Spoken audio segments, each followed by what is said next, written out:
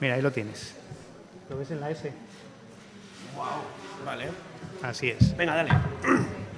Pues venga, vamos entonces al asunto, ¿vale?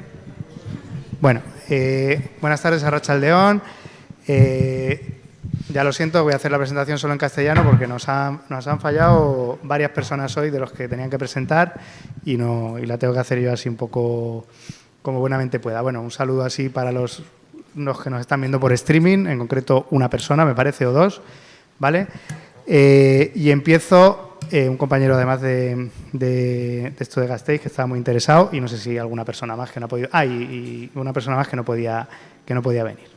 Bueno, presento rápidamente a los dos ponentes, no me voy a enredar hoy mucho porque ya es la segunda sesión.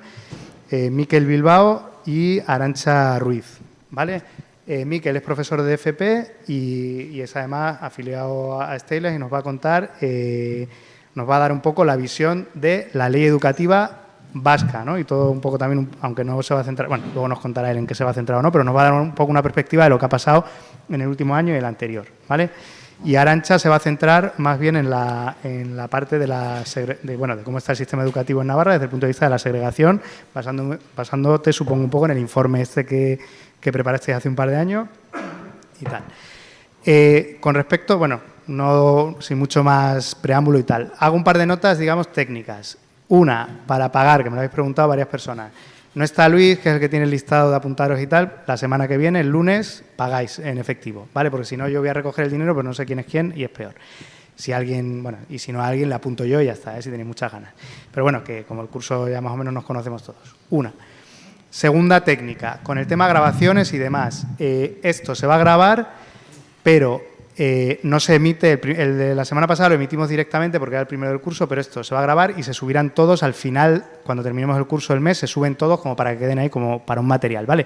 Pero la parte de las preguntas no la vamos a grabar ni la vamos a subir, precisamente para garantizar un poco o para animar a que la gente participe más y tal, que el último día igual estábamos un poco más fríos físicamente y mentalmente, ¿no? Y hoy un poco, yo qué sé, pues para que podamos preguntar con más libertad. Así que a la hora de las preguntas no hace falta ni que cojáis el micro ni nada, que lo que vamos a grabar sobre todo es la ponencia, ¿vale? Pues bueno, muchas gracias por venir y yo qué sé, creo que va a ser bastante interesante, ¿vale? Bueno. A ver, muy buenas, ¿me escucháis? Bueno, lo primero, claro, yo soy profesor de formación profesional y hoy lo que vais a ver es que los profesores de formación profesional no hacemos PowerPoint.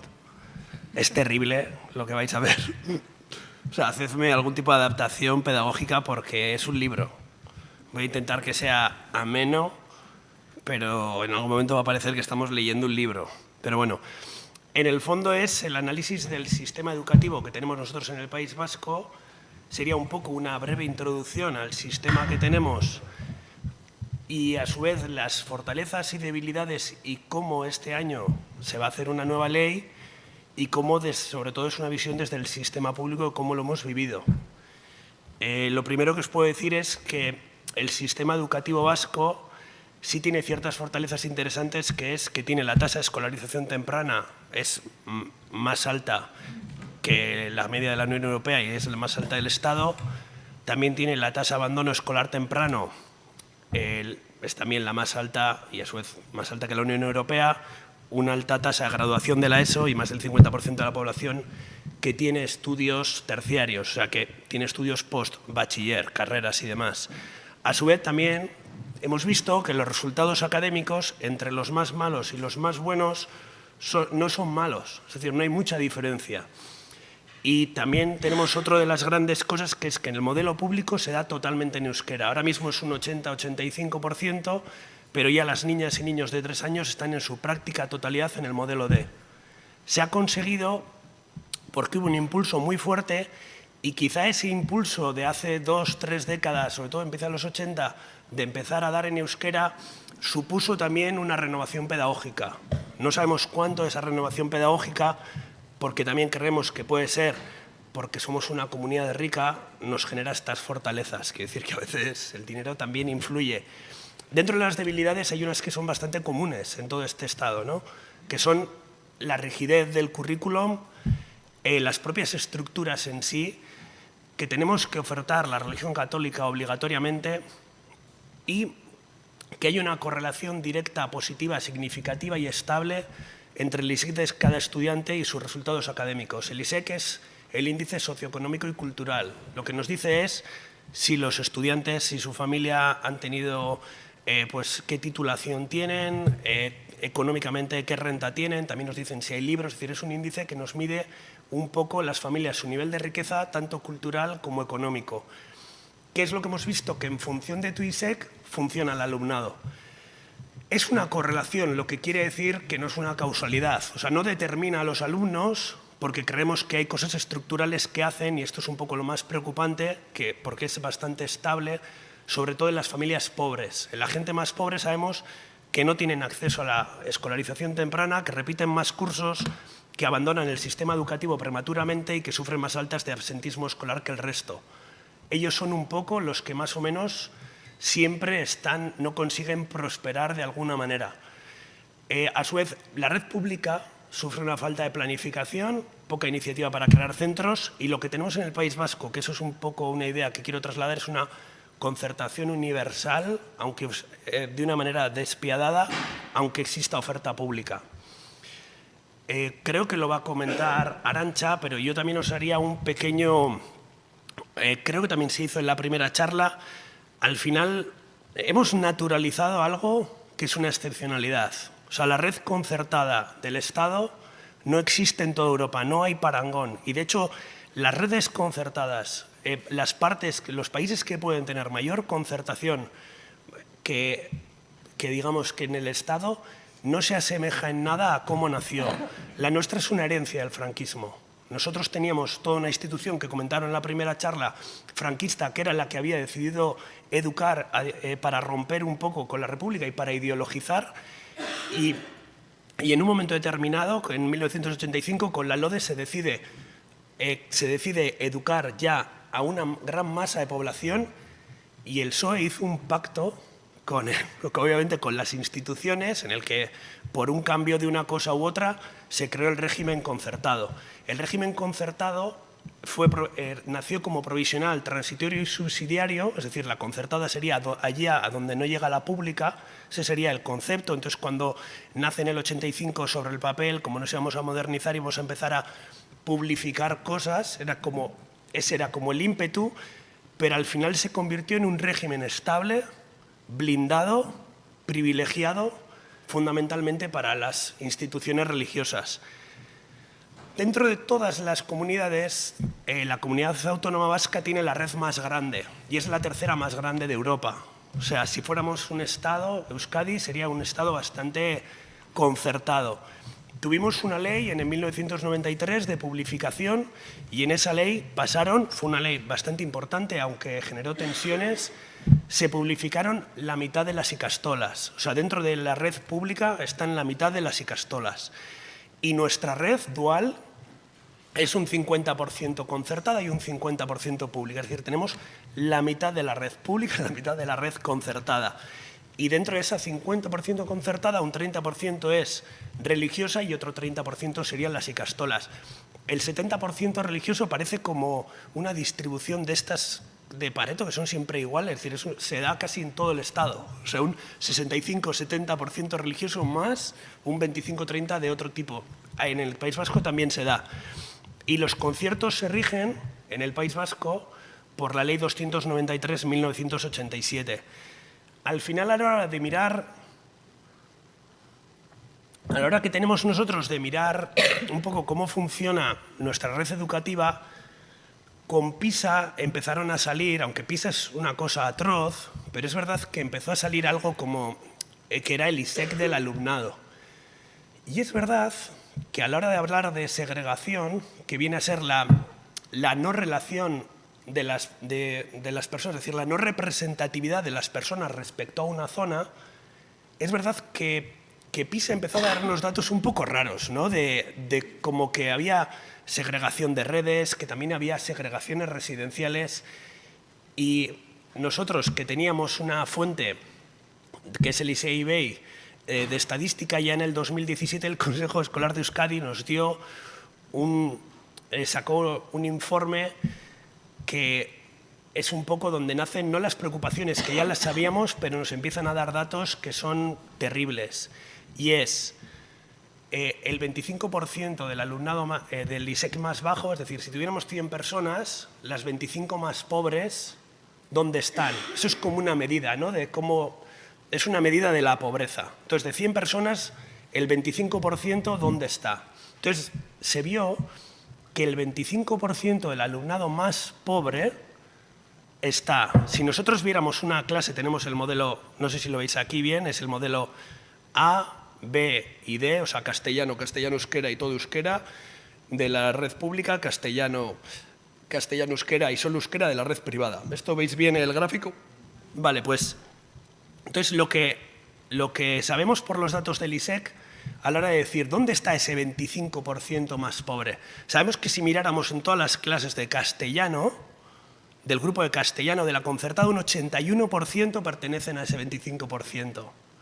Sabemos que si miramos el modelo B de la pública, un 50%, es decir, la mitad de los alumnos pertenecen a ese 25% más pobre. Si miráramos el modelo D, que es el más fuerte, son 140.000 personas de la pública, un 30% pertenece a ese 25% más pobre. Si miramos en la red privada y hacemos esa misma foto, tenemos que en la pública, o sea, en el modelo A, perdón, de la red privada, un 6% del modelo en castellano pertenece a la red más pobre. Tendríamos en el modelo B un 9% pertenecerían a ese 25% de personas más pobres. Y en el modelo D, que dentro de la red concertada es el mayoritario, que son 83.000 personas, solo un 3% pertenece a ese 25% más pobre. Esto lo que nos está diciendo es que la red concertada es un muro antipobres, pero un muro inigualable. Y también sabemos que el ISEC medio que hay en la red de cualquier modelo de la concertada es siempre mayor que el de la pública. Y es lógico, porque si de cada 100 alumnos del modelo A de la pública, un 80 pertenecen al 25 más pobre, pues es difícil que el ISEC de la concertada sea menor de alguna manera. Y también sabemos que el ISEC de la concertada recoge los ISECs más altos. Es decir, recoge a la gente más rica. Históricamente lo recogía en el modelo A y ahora también lo recoge en el modelo D. O sea, ahora tenemos el modelo A y el modelo D como los modelos de gente más rica de ISEC medio-alto, ambos modelos. Y son la mitad de la red. Y un dato que a mí me parece asombroso es que la mitad de la red, que es la pública, acoge un 90% de la gente más pobre. Es una segregación socioeconómica estructural. Es verdad que en todo el Estado nunca suele haber datos de segregación socioeconómica, se estudia muy poco porque es una realidad que realmente cuestionaría el modelo educativo que tenemos, por eso no hay muchos datos estadísticos que serían muy fáciles de sacar, y es un apartheid contra los más vulnerables, es un apartheid bastante obvio, por otra parte. Aquí quiero leer una cosa de Javier Garrido y Cintia Martínez. Javier Garrido es de la Cátedra UNESCO, aquí viene lo del periodo de lectura, lo del libro, y es un artículo que tiene sobre segregación escolar como presión, y él dice: no seamos inocentes, la segregación no es un efecto colateral indeseado, producto de inocentes políticas educativas que solo buscan mejorar la calidad de la educación. La segregación escolar es un acto consciente, deliberado de opresión, por el cual los grupos que ostentan el poder separan, excluyen y marginan a colectivos minoritarios, impidiéndoles de esta forma recibir una enseñanza de calidad.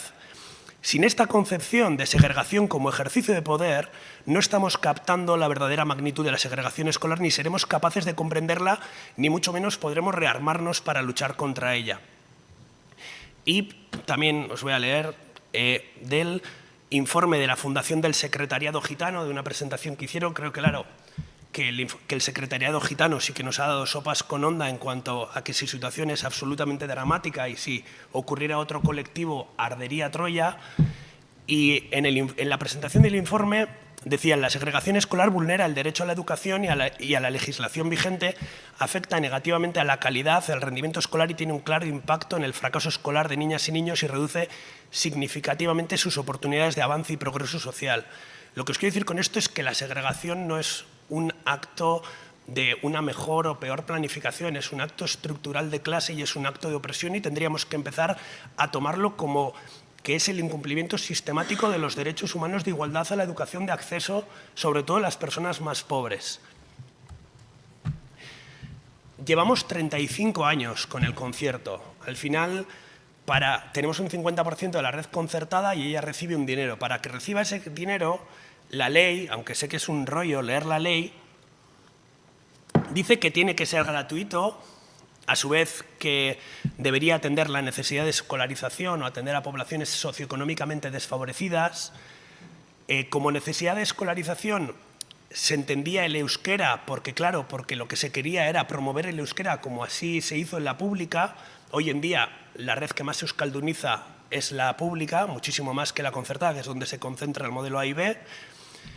Y también es verdad que la ley vasca permite cuotas complementarias y de servicios, que serían culturales, deportivas, comedor, transporte escolar, pero siempre que no formen parte del horario lectivo, tengan carácter voluntario y no discriminatorio.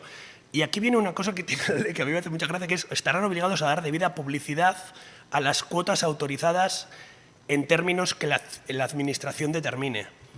Y por este tipo de cosas que sobre el papel debieran cumplir, se les dan los sueldos del profesorado y personal no docente, gastos de funcionamiento y mantenimiento, gastos de reposición de inversiones. El País Vasco es el Far West concertado. Yo no sé si Nafarroa será igual, no conozco otros sitios, pero el nuestro tenemos la financiación por alumno de la concertada más alta de todo el Estado. La media del Estado son 2.000 y pico euros por alumno. La concertada vasca cobra 4.000 y pico euros. La concertada obviamente está donde eligen centro, eligen personal, tiene un target. A su vez reciben fondos privados, subvenciones de ayuntamientos, se urbaniza para ellos, se les paga obras y aún así no hay manera que sean gratuitos o que se rebajen las cuotas. Sí que hay algunos colegios de la concertada, es decir, no serían todos y hay excepciones, que podrían ser centros de interés social. Hay algunos colegios religiosos u otros colegios que sí que han intentado minimizar las cuotas, pero no son representativos del modelo. O sea, sí que existen y hay centros comunitarios y de interés social, pero realmente no consiguen, son una minoría.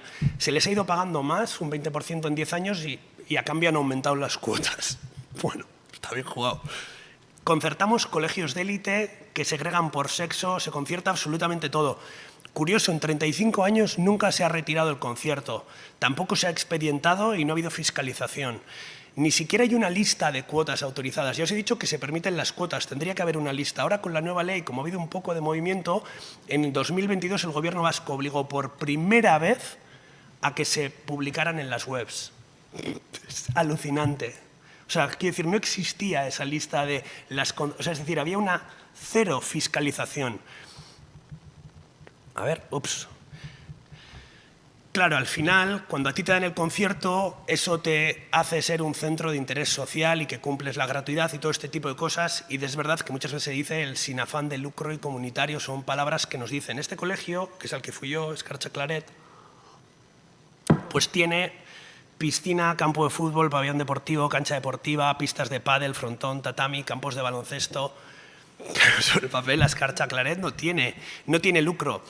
Muchas veces se entiende mal el concepto de lucro porque al final, si tú estás excluyendo, es decir, tienes una educación absolutamente segregada socioeconómicamente y has decidido quiénes pueden entrar y quiénes no pueden entrar, en este caso es una división de clase, si te paga el gobierno como te paga, como si fueras una educación pública, es decir, te subvenciona casi todo, lo que estás haciendo es un lucro para las personas que están accediendo a una educación privada y exclusiva a un precio súper económico. Es decir, estamos subvencionando lo que tendrían que ser colegios privados. Otra cosa que, bueno, este es el Colegio Vizcaya, porque ya en el País Vasco es que es una locura los colegios. Al tener una gran densidad, bueno, tiene piscina, tienen de todo, estos son un poco los grandes, ¿no? Al final, otro de los términos es comunitario. Yo cuando alguien nos dice que un colegio es o no comunitario, lo que pediría son los datos del ISEC. No iría con ejemplos, no iría con, bueno, pero mira aquí, porque a veces nos dicen, no, pero mira, y te sacan una foto de gente racializada, lo que es un poco repugnante cuando no puede entrar la gente pobre, porque también sabemos que el ISEC es gran parte gente migrante, ese 25% pobre del ISEC. Y también hay una utilización visual de esas personas por parte de las concertadas para dar una imagen de progresismo.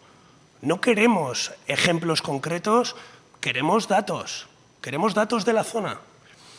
Entonces, ¿puede ser comunitario? Pues os diría que la red concertada es el mayor peligro que tenemos para los niños y las niñas, para la cohesión social. Eso es lo que podemos decir con los datos que tenemos.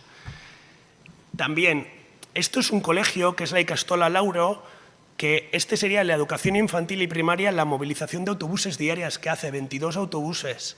O sea, hay una movilización masiva, diaria, insostenible de autobuses que aleja al alumnado de ISEC Alto de sus sitios naturales.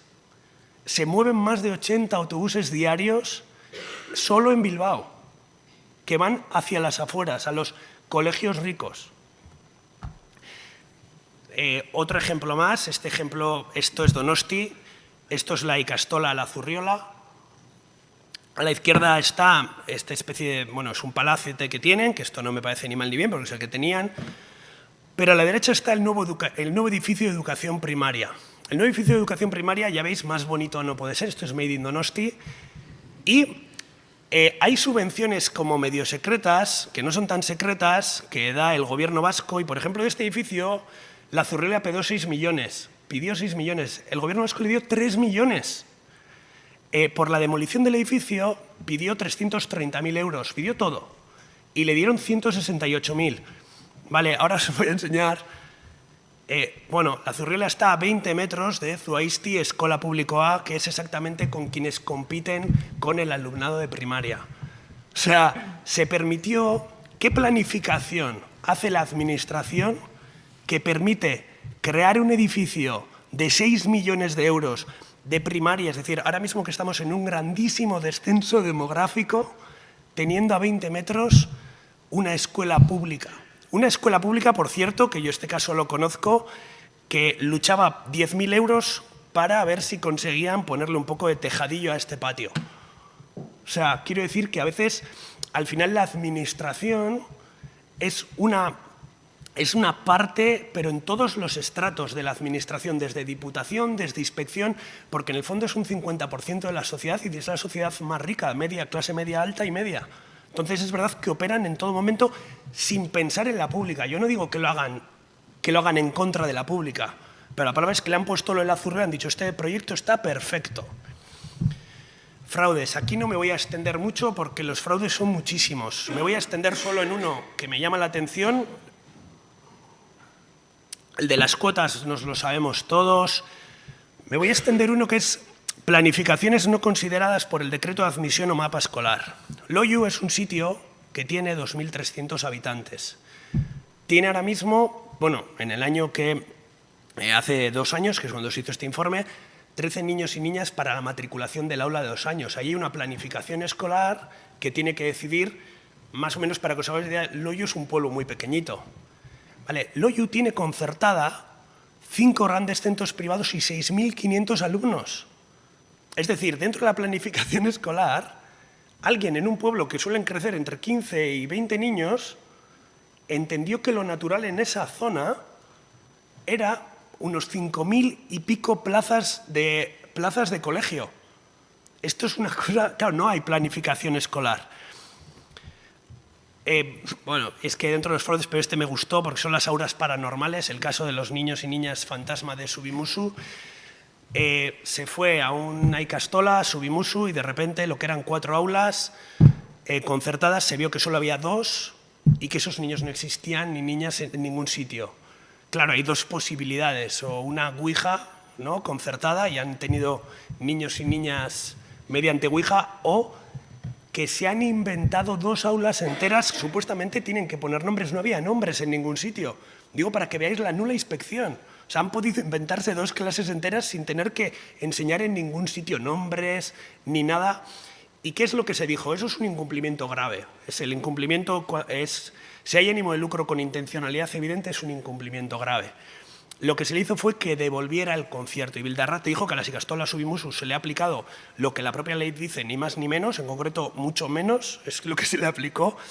Y luego ya lo curioso es que no se miró los años anteriores. Yo esto lo pongo aquí, esto es difícil de entender, cuando los años anteriores parece que quizá los niños fantasma se desvanecieron en algún momento. Es decir, hubo niños y se desvanecieron o han estado los años anteriores haciendo la misma jugada. Pero ya dijo, educación descarta que haya más anomalías en la matriculación. No constan precedentes en el curso anterior. Perfecto, no se ha mirado. ¿Cómo se acentúa todo esto? Porque ya hemos visto que es un sistema que segrega sistemáticamente, socioeconómicamente y a su vez que la administración pues les da un poco lo que quieren. Pues primero porque la planificación pública se realiza fuera de los procedimientos reglamentarios. Hay una comisión técnica de planificación y una comisión territorial de seguimiento que jamás se reúnen. ¿Pero por qué no se reúnen? Porque lo primero que se planifica es la oferta concertada. Es decir, tenemos una oferta concertada ahora mismo con la ley Wert a 6 años, eso nos determina unas aulas y en función de esas aulas que ha decidido, mientras la pública no tiene interlocución con el gobierno, no entendemos muy bien cómo las concertadas tienen una interlocución directa, en muchos casos divina, y ellos son los que de repente han decidido cuáles son las aulas concertadas y en función de esas aulas es cuando después se le da a la pública. ¿Qué significa? Que de facto la escuela pública vasca es totalmente subsidiaria de la concertada.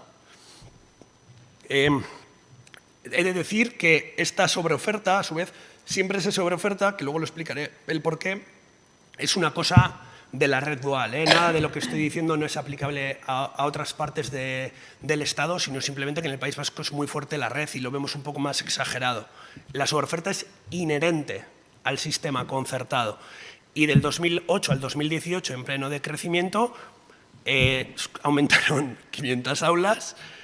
Y como es un sistema que está ligado a la demanda, que eso seguro que lo harán en diferentes charlas, pues en las ciudades va perdiendo peso la pública, porque la concertada no suele tener en pueblos pequeñitos y en las ciudades es donde le meten ahí la gran caña a la pública. Y a su vez han hecho una orden que hacen que la pública con menos de 2 líneas se fusione. Es decir, que si la concertada puede tener una línea y al año siguiente mantenerla o tener 2, pues en cambio la pública con 2, con menos de 2, si tuviera una ya se fusiona, porque están preveyendo ya los cierres de los colegios públicos. Esta tabla no sabía si ponerla porque pensaba que no se iba a leer, pero es un poco una tabla que quería ponerla porque es atroz. Aquí lo que veis, en la primera columna, ¿veis la flechita? Es el número de nacimientos de personas que entrarían en el aula de 3 años en Amorebieta, 151 niños y niñas. Aquí a la derecha lo que veis es, en esta gris, son el número de alumnos que se han dado a la concertada. Nacieron, se prevé que entren 141 niños, la planificación, pues se concertó 175 puestos en la concertada para 141 niños y 69 para la pública. Es fascinante. O sea, vamos a Bermeo. 141 niños y niñas se prevé que entren, 100, es decir, ya solo con la concertada cubrirían todo, 100 y 46. Y aquí a la derecha, para no seguir con todos estos datos, veis la proporción. Claro que lo que hay es una evidente sobreoferta. Y esta sobreoferta, que este es el caso de Amorebieta, que hay una sobreoferta de más de 100, tiene un sentido. Primero, lo lógico sería que si nosotros viéramos, para entender un poco cómo debería ser un sistema más o menos justo, si viéramos 141 plazas y nosotros lo primero que pensaríamos sería concertar el mayor número de aulas públicas posibles y lo que quede para la concertada. Eso sería lo lógico. Pero la sobreoferta nace porque blinda que toda familia pueda elegir el centro. Y se blinda porque lo que tú haces es sobreofertas de tal manera que así las familias que quieren elegir centros concertados nunca van a tener problemas ni entran en baremaciones.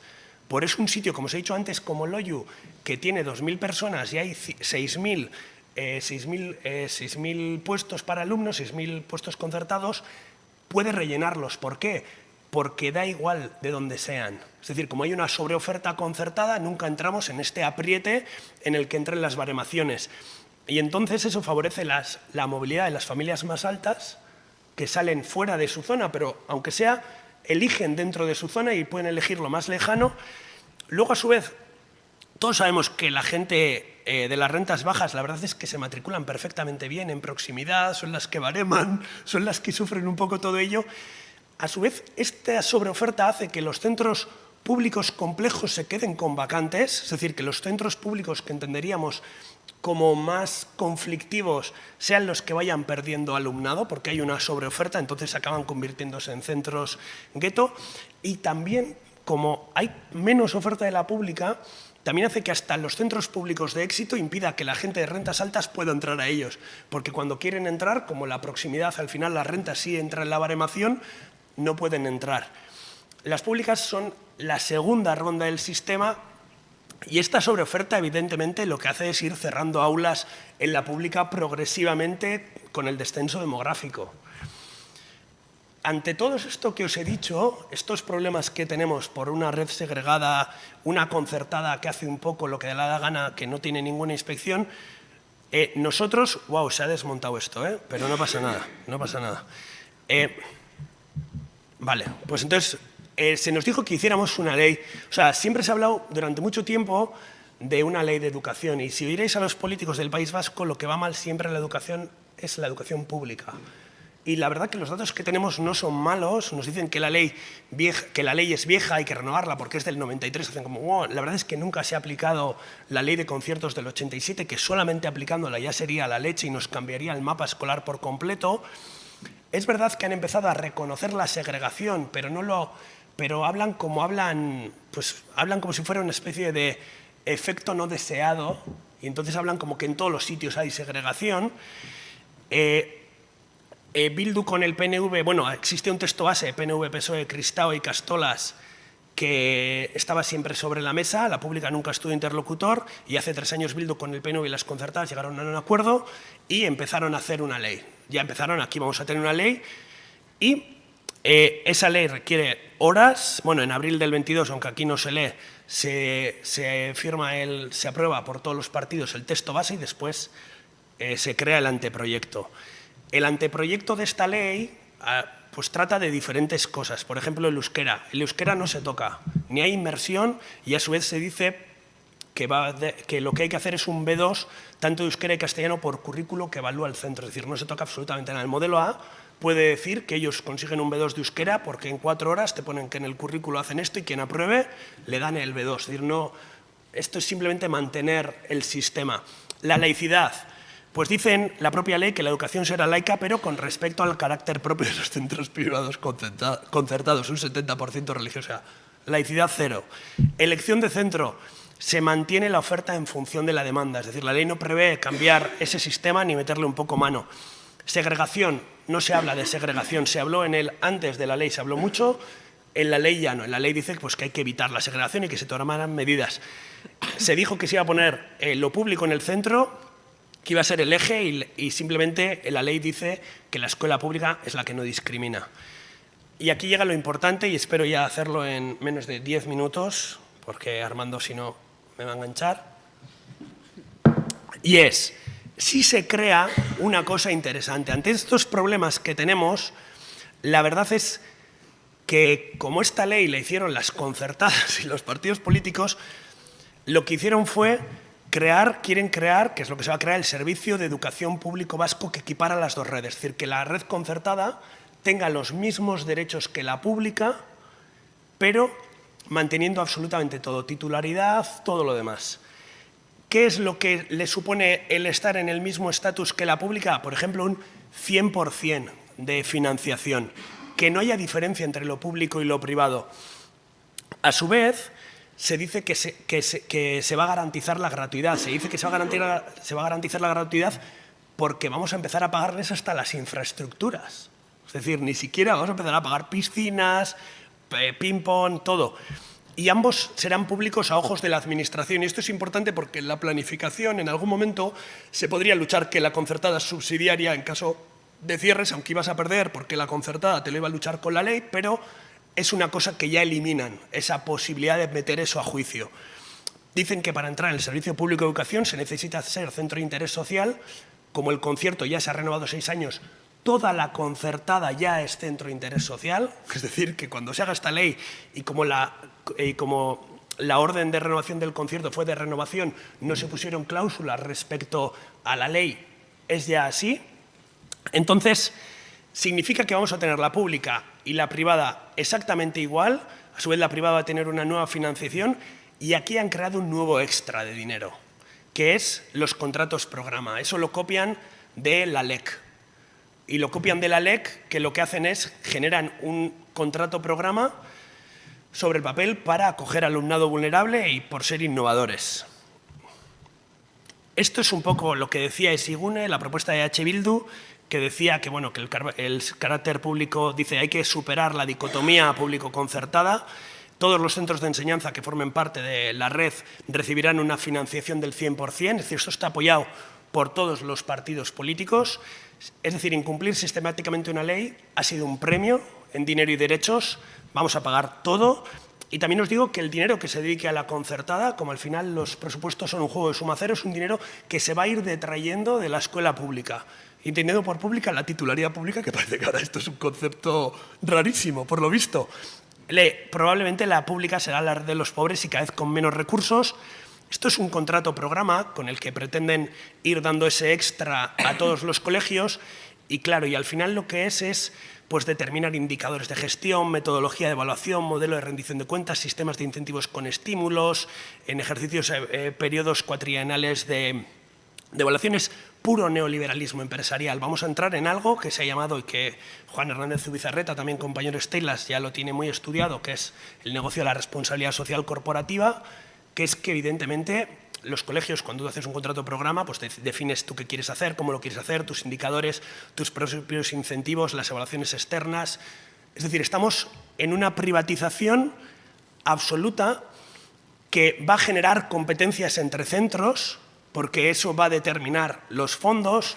Las redes privadas son expertas en responsabilidad social corporativa porque no dejan de ser empresas. Yo os pongo aquí Repsol con los ODS o la Estrategia de Derechos Humanos con Inditex, que se basan en contratos programa parecido, porque esto nace de las Naciones Unidas, del Global Compact, que genera este tipo de modelos respecto a los derechos humanos. Va a crear diferentes velocidades, tanto en la pública, porque claro, va a haber públicos que se metan en esto, va a haber diferentes velocidades en la pública y luego en la pública respecto a la privada. Vamos a tener muchas velocidades dentro del sistema. Y los centros necesitados van a ser los que más problemas van a tener para hacer esos contratos programa, obviamente, y van a ser los que a la larga más perjudicados se van a ver, porque a su vez van a ser un poco los culpables de no haber querido acceder a la innovación, a la mejora, a todo este tipo de idioteces. Y a su vez os diría que nada que tenga que ver con los derechos humanos se puede hacer mediante un contrato programa, porque eso sustituye a una ley, sustituye al incumplimiento de una ley. Es decir, tú no puedes decir, ahora mejoraré en no tener esclavitud infantil. Eso se llama soft law. Hay también muchos estudios sobre cómo se está haciendo eso respecto a los derechos humanos en todo el mundo, por lo que no debería existir un contrato programa contra la segregación. Me quedan dos diapos, creo.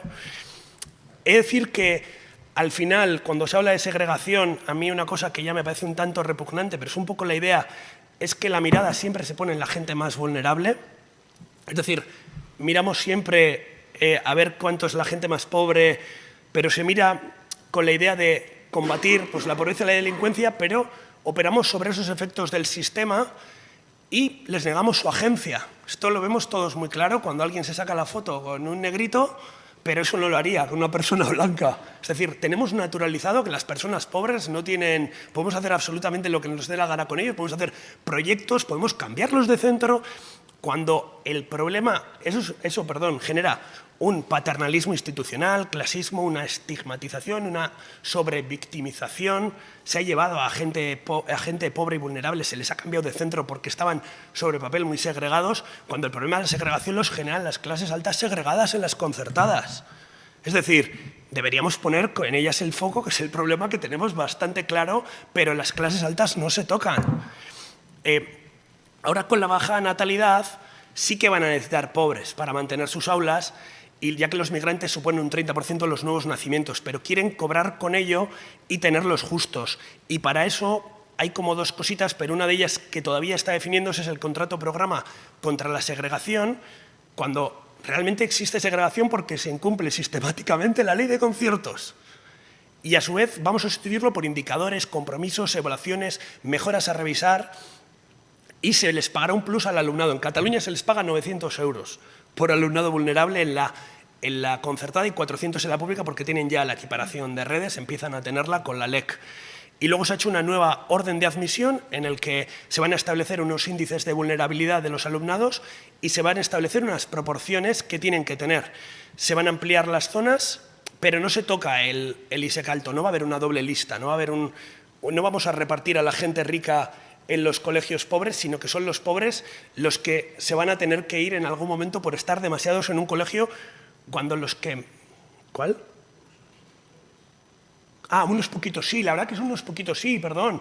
Que esto no parezca, de hecho sabemos, por la aplicación que hay en Cataluña, que este reparto al final es más o menos voluntario. Es decir, que esa reserva de aulas en Cataluña al final las hacen los que quieren, porque total ya tienen el concierto. ¿Y qué hacen las que no quieren? Meterse en contratos programa de innovación. Es decir, ganan el dinero por otras maneras. Entonces sí sabemos, pero también es verdad que esos poquitos pobres que se vayan a ir, ¿a dónde van a ir? Van a ir a la concertada. Es decir, las públicas que teníamos con un alumnado que los hemos tenido, que son mucho más diversas, los vamos a sacar de la pública y los vamos a llevar a la concertada y les vamos a dar a su vez más dinero. Es decir, es una pérdida absoluta. Para la pública no os he contado nada de la pública porque es que esta ley solo habla de dinero, dinero, dinero y más dinero y, y gente vulnerable con dinero, contratos programa con dinero. También habla de otras chorradas de liderazgo, autonomía, pero son cosas de relleno que tienen mucho que ver con la lógica empresarial del liderazgo. El proyecto está en fase de alegaciones, se están dando pasos firmes, está blindado más o menos ahora por el apoyo de PNV, PSOE y EH Bildu, y yo os dejaría aquí como último unas ideas sueltas, que es poner a la pública como eje central en la planificación y que responda a las necesidades educativas y no a la demanda. Es decir, hagamos una planificación que sea en función de los niños y niñas que tenemos y que sea la pública la que sea el eje. Eliminemos la sobreoferta, esto ya nos lo piden todos, se pide de todos los sitios. Aplicar el concierto, tengamos una foto real de cómo tenemos, de quién es, y que quien lo incumpla que se quite. Inspectores que hagan su trabajo, eso lo hemos tenido en el mundo laboral hace 2 o 3 años, ¿no os acordáis? Eso es imposible, no se puede hacer, se puede hacer, no hay problema.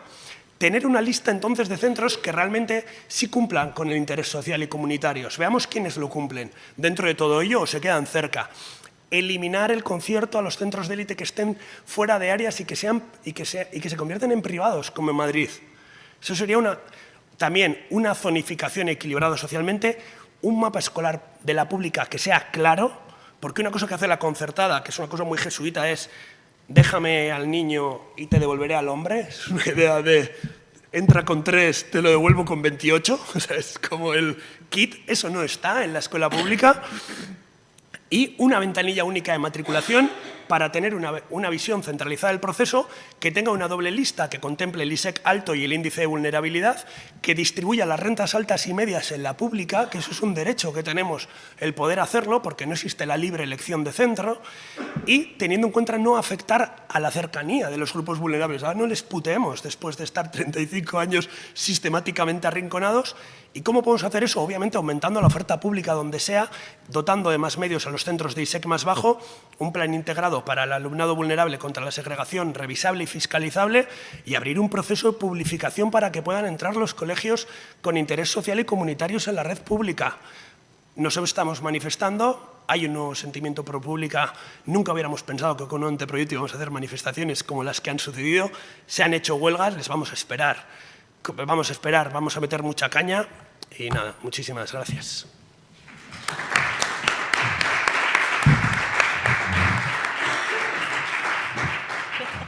Qué bien. A ver, porque yo no tengo la gracia que tiene Miquel, no sé, ahora es cuando hacen bum, bum, bum, los voy a dormir yo en vez de dormirlos tú. Y... bueno, empezó yo porque pensaba, porque ella os va a hablar de cosas de aquí, entonces si no iba a ser todo, yo sí iba a dormir. Bueno, me has dejado el pabellón ahí, wow, altísimo. Bueno, yo vengo un poco a hablar básicamente de lo mismo, pero en el caso de Navarra, que es bastante similar, aunque en algunas cosas vamos por detrás, en otras un poco por delante, bueno, por ver un poco la diferencia. Tampoco creo que vaya a contar nada nuevo que no sepamos nadie de las personas que estamos aquí, porque si estamos aquí es por algo. Entonces sí que me ha parecido interesante poner una diapositiva primero de todo con webs de interés. ¿Por qué? Pues porque como los datos van cambiando, la demografía cambia y los movimientos sociales también, es interesante hacer un seguimiento, igual no al día, que es más complicado, pero sí, pues por lo menos tener la visión de los 2 últimos cursos para, bueno, pues para ir haciendo el análisis, ¿verdad? Así que, bueno, os he puesto aquí la web del Ministerio de Educación y Formación Profesional, que es un poco la que nos da la visión global del Estado y de Europa. El informe del Sistema Educativo de Navarra, el ISEN, siempre va un par de cursos por detrás, pues ahora acaban de publicar los datos del curso 2021. El histórico de los presupuestos de Navarra es muy interesante también para saber dónde se está yendo el dinero, y la Cámara de Comptos, que de vez en cuando se lo solicita al Parlamento, hace informes que son también bastante interesantes. Entonces, bueno, pues para que no deis nada por hecho porque nos lo han contado, sino que investiguéis, que hagáis un seguimiento y que, si os interesa el tema, vayáis a las fuentes, ¿vale?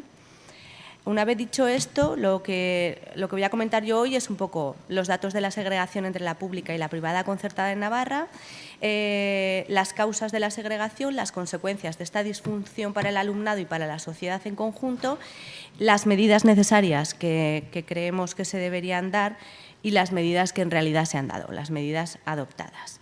Bueno, datos de la segregación. Pues el Estado español es el tercer país de Europa con más escuelas concertadas. Solo está por detrás Malta y el Reino Unido. Eso quiere decir que el 67% del alumnado escolarizado en el Estado acude a un centro público, mientras que la media en Europa es del 81%. A partir de aquí, pues bueno, cuando presentamos este informe, no sé si lo habéis podido ver, la segregación escolar está concertada, un informe que hicimos desde Steilas. Navarra ostentaba el vergonzoso segundo puesto del Estado de más alumnado estudiando en centros privados concertados. Revisando un poco los datos claro, este lo sacamos en mayo del 2001 con datos del 19-20. Revisando los datos ahora para esta charla, por actualizarlos un poco, bueno, pues he descubierto que hemos pasado a la cuarta posición, lo que ha sido una alegría, pero bueno, ahora veremos un poco por qué creemos que se debe esto, ¿no? Es decir, que en el curso 19-20 el 35,2% del alumnado estaba matriculado en la privada concertada y el curso 20-21 ya ha bajado al 32,8%. Pueden ser unos datos que varíen, pero bueno, en principio vamos viendo una ligera disminución. Veis aquí, claro, se ve estas líneas del informe del Sistema Educativo de Navarra, del ISEN, y parece que la diferencia es muy grande. Perdón, en realidad ha bajado solo 0,06 puntos. Pero bueno, se ve en los últimos 2 cursos un ligero cambio de tendencia, ¿vale? Que habrá que ir siguiendo a ver si se hace estructural o es meramente coyuntural. Datos de la segregación entre las 2 redes en Navarra. Bueno, pues lo que he intentado hacer es un poco la clasificación entre alumnado de origen extranjero, el de necesidad educativa específica, un poco esa clasificación, ¿vale? En Navarra, la red pública matricula al 86,1% del alumnado de origen extranjero. Estos son 8 puntos más que la media del Estado español. Si lo veis por aquí, tenemos eso, que prácticamente el 100% del alumnado extranjero está en la pública. Lo mismo ocurre con la segregación escolar por nivel socioeconómico. Si en Europa el 8% de las familias tienen un nivel educativo bajo y medio bajo, esta cifra se eleva hasta el 25% en el Estado, lo que repercute en que 1 de cada 4 alumnos y alumnas, lo comentaba Miquel al principio, que estudian en nuestras aulas hoy en día provengan de familias con verdaderas dificultades a nivel social, económico y cultural. Por nivel económico ya vemos que del total de 8.156 alumnos y alumnas que están estudiando en nuestras aulas, con una desventaja socioeducativa, la gran mayoría, 6.875, están en los centros públicos y solo 1.280 personas están en los centros privados. Perdonadme, es que no veo bien. Estoy teniendo que ir a por unas gafas, pero como que me niego. Es como, ¡ay, no! No, no tengo gafas. No tengo gafas por cuca, vaya, porque no me apetece hacerme muy mayor, pero verdaderamente ya las necesito. Bueno, como veis aquí, Navarra, junto con la Comunidad Valenciana, son las comunidades con mayor porcentaje de alumnado en situación de desventaja socioeducativa. El 84,22% de las familias con nivel socioeconómico bajo y medio bajo y 3,3 de cada 4 escolares con una necesidad específica de apoyo educativo está matriculado en la pública. Y, como bien decía Miquel también, el alumnado de familias con mayor nivel socioeconómico se guetiza en centros concertados, mientras que, o sea, lo que nos viene a hablar de una elitización del sistema educativo. La segregación escolar en función del derecho de apoyo educativo, pues tenemos lo mismo. Todas las categorías de alumnado con una necesidad específica de apoyo educativo, incorporación tardía, necesidades educativas especiales, necesidades de apoyo educativo por dificultades de lectoescritura, de trastornos del lenguaje, todas ellas están mayoritariamente en la pública, salvo la clasificación de alumnado de altas capacidades, que esa sí que está mayoritariamente en la concertada. Vendría a ser este huequillo de aquí. El alumnado de incorporación tardía, ¿qué ocurre con él? Pues, como sabéis, el alumnado que llega fuera de plazo se matricula mayoritariamente en la pública. ¿Por qué? Pues porque la privada concertada llena sus aulas en el periodo ordinario y los huecos que van quedando quedan en la pública, y es ahí donde viene todo este alumnado con las dificultades que conlleva. El alumnado con desconocimiento grave de la lengua de instrucción por enseñanza y titularidad. Ocurre exactamente lo mismo, mayoritariamente en los centros públicos, mientras que en los centros privados es una cuestión pues como muy minoritaria, ¿no? Aquí comentábamos también un poco el ensanchamiento de la brecha entre el alumnado en la docencia no presencial, puesto que tenían dificultades con el idioma, dificultades con el acceso a los materiales. Bueno, ¿por qué se llega a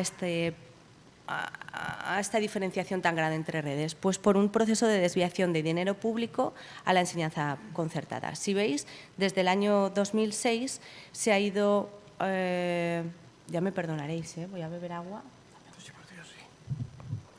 Mientras el indicador internacional de la media de inversión en educación es del 7% del PIB y la UNESCO aconseja un 6%, en el Estado pues el PIB está en torno al 3,7. Navarra lleva más de una década estancada en una inversión cercana al 3.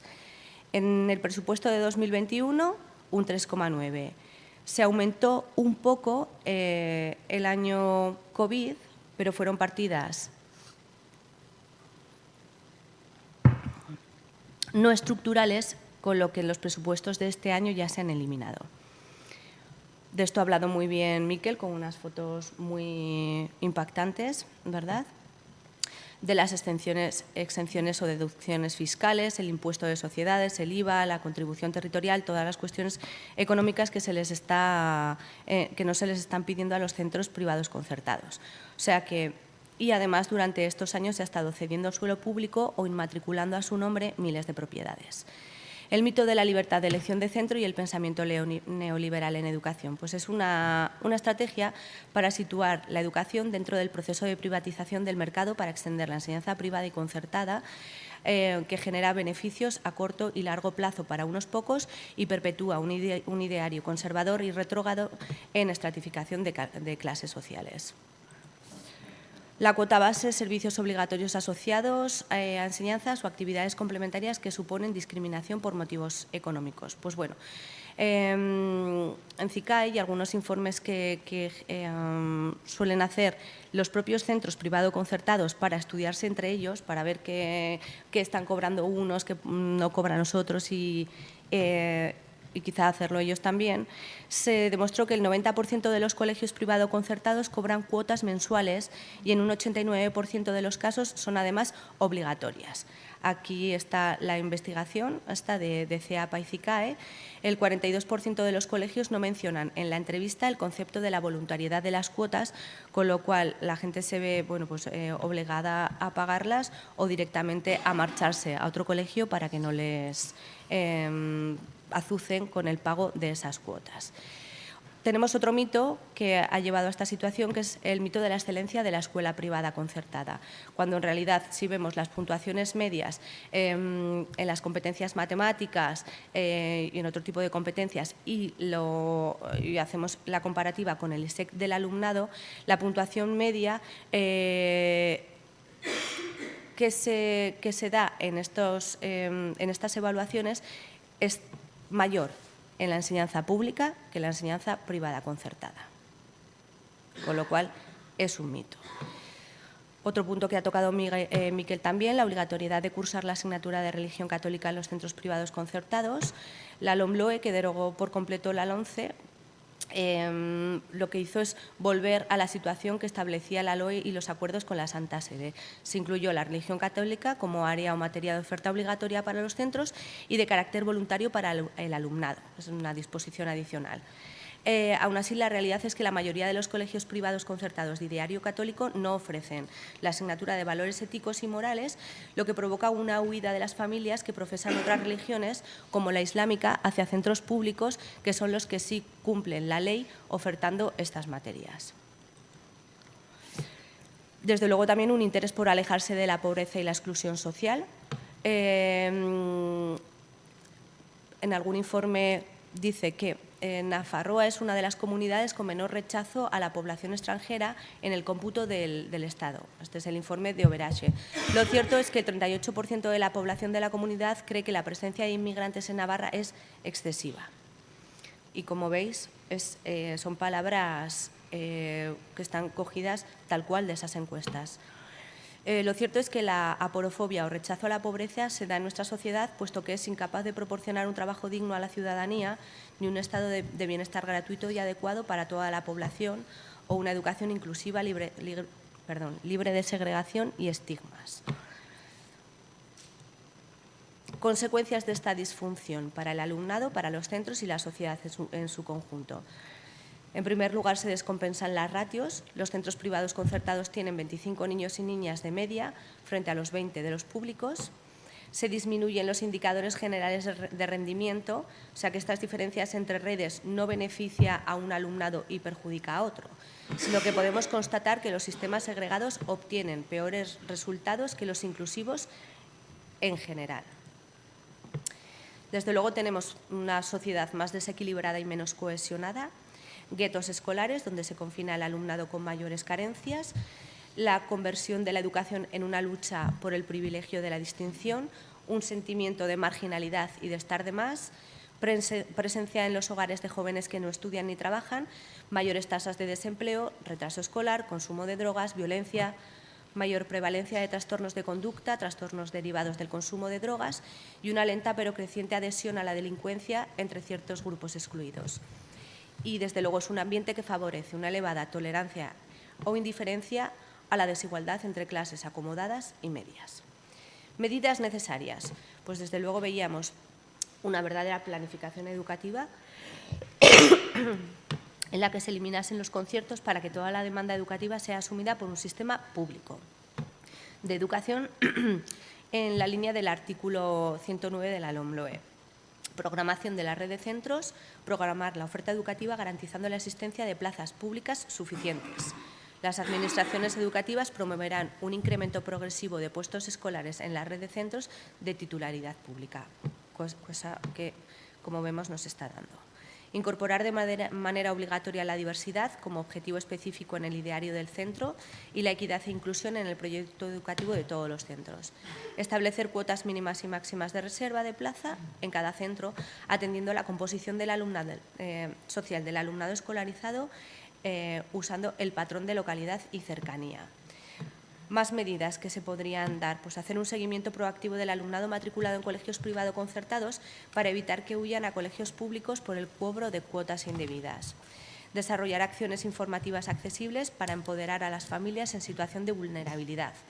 Crear zonas de escolarización de tamaño medio que cubran poblaciones heterogéneas en su composición, analizar las características socioeconómicas de la población escolar e implementar medidas para distribuir al alumnado conforme a criterios de equidad e inclusión. No solo el desfavorecido, sino también el de recursos mayores. Establecer un mínimo y un máximo de índice de inclusión, que ahora hablaremos de él. Poner en marcha planes estratégicos de rehabilitación, ampliación y dotación de equipamientos de centros públicos. Garantizar que desde Inspección Educativa se inspecciona el cumplimiento de la norma en cuanto a la imposición de pagos o aportaciones o el establecimiento de servicios obligatorios y dotar a los centros con personal de orientación especializado en detección, diagnóstico y tratamiento del alumnado ANEAE. Sí que se han dado algunos programas y proyectos desde los centros, como el programa ProEducar Sigarri, pero venía con fondos europeos y ya a partir del año que viene y el siguiente se va a eliminar. El CRENA sí que crea materiales como estas guías de sensibilización y otros proyectos como para la prevención y dotación del racismo, la xenofobia, como el proyecto Frida, y otra serie de metodologías inclusivas y de recursos y planes estratégicos que se están intentando implementar. Lo cierto es que la mayor medida que se ha dado hasta la fecha es a nivel presupuestario, y esto está sacado pues, del informe de Comptos del 2021, el desglose por red de centros de un total del coste estimado de los centros educativos es el siguiente. La variación en la red pública ha sido de un 5,74% más de dotación económica para atención a la diversidad y casi la misma subida para la red concertada, cuando, como vemos, pues hay 4 veces más de alumnado desfavorecido en la red pública que en la red concertada. Aquí tenemos el desglose de partidas en estos últimos años, desde el 2009 al 2020, y vamos viendo lo mismo, un aumento del gasto no proporcional entre la red privada concertada y la pública. Aquí tenemos las partidas. ¿Qué se puede sacar de análisis? Pues que Navarra destinará en 2023, estos ya son con los presupuestos del año que viene, un total de 932 millones a educación. Este es el menor aumento de los últimos ejercicios, son solo 45 millones si lo comparamos con la subida de 66 millones del 2022 o la de 61 millones de 2021. Esta disminución del 31% de incremento es todavía más llamativa si tenemos en cuenta el aumento del alumnado ANEAE, que es pues, entre el 7 y el 11%. La financiación pública a la educación privada concertada se lleva la mitad de la subida de este año. Eso es lo más llamativo que hemos podido encontrar en el análisis de los presupuestos. Es un 11% más con respecto al ejercicio anterior. El resultado de esta desinversión es claro. Por un lado, educación tiene este curso 2,5% menos de personas trabajando en las aulas. Y por otro, todavía no ha llegado a recuperar el gasto público por estudiante previo a 2008, ya que el número de escolares sigue creciendo por encima del nivel de inversión. Hay que decir también que, a pesar del aumento, los recursos personales de PTAL y minorías de la red privada concertada a mismo alumnado con las mismas medidas son inferiores a los de la red pública. A nivel legislativo se ha creado un nuevo concepto en el decreto de admisión del alumnado en Navarra, que es lo que está haciendo la EAE, nosotros ya vamos de avanzadilla, Y ya se ha implementado el índice de escolarización de los centros educativos para el curso 21-22 y, según cita el decreto, para garantizar la distribución equilibrada de la NEAE, esto es lo que dice la ley, que es el objetivo, el Departamento de Educación elaborará anualmente por centro un índice de escolarización de ANEAE. El índice para el curso se realiza con los datos extraídos del Censo Educa a fecha de abril y atiende a aspectos como condiciones personales, desfase curricular y medidas educativas adoptadas. El índice se construye con media cero, de manera que para cada centro un índice negativo indica una presencia de alumnado ANEAE por encima de la media, mientras que un índice positivo indica una presencia de ANEAE por debajo de la misma, ¿vale? Como vemos, por titularidad, los centros concertados, de los 78 centros concertados que tenemos en Navarra, tienen un índice negativo tan solo 27 y un índice positivo 73. Habría que investigar porque no da ahí la suma, pero bueno, en el caso de los públicos, la mitad tienen índice negativo y la mitad tienen índice positivo. Probablemente será en el caso de las urbes, donde existen centros privados concertados, es donde tendremos mayores escuelas públicas con índices negativos. Y por modelo lingüístico, los centros que ofertan enseñanza solo en castellano tienen un índice negativo en un 57% y un 43% índice positivo, mientras que en euskera índice negativo pues, solo tienen el 8% de los centros que ofertan modelo D y un 92% índice positivo. ¿Por qué creemos que desde Navarra se ha creado este índice de escolarización de centros educativos? Pues por la clara disminución de la natalidad que vamos a ver estos próximos años. Creemos que es una forma de asegurar la financiación a los centros privado concertados que tenemos en la comunidad en previsión de la bajada demográfica que se avecina. Claro, es difícil encontrar datos, como he dicho, actualizados del curso en el que nos encontramos. Vamos siempre haciendo el análisis de los dos cursos anteriores. Entonces, bueno, tendremos que esperar al curso que viene o dentro de 2 para ver si verdaderamente esta hipótesis que tenemos se comprueba, pero en esencia es lo que vamos a ver porque es lo que llevamos viendo demasiados años. Y eso es un poco lo que quería comentar yo, siempre entendiendo que la diversidad es un tesoro, que parece que intentamos hacer las diferencias con… Me perdonaréis, es que estoy bastante nerviosa y no consigo encontrar las palabras. Pero bueno, parece que ponemos el foco en la segregación como un problema en lugar de verla como una apuesta de valores que nos pueden venir bien a la sociedad en su conjunto. Y eso es un poco lo que quería comentar. Y cuarto, sí. ¿No? Por lo menos en tiempo hemos ido bien.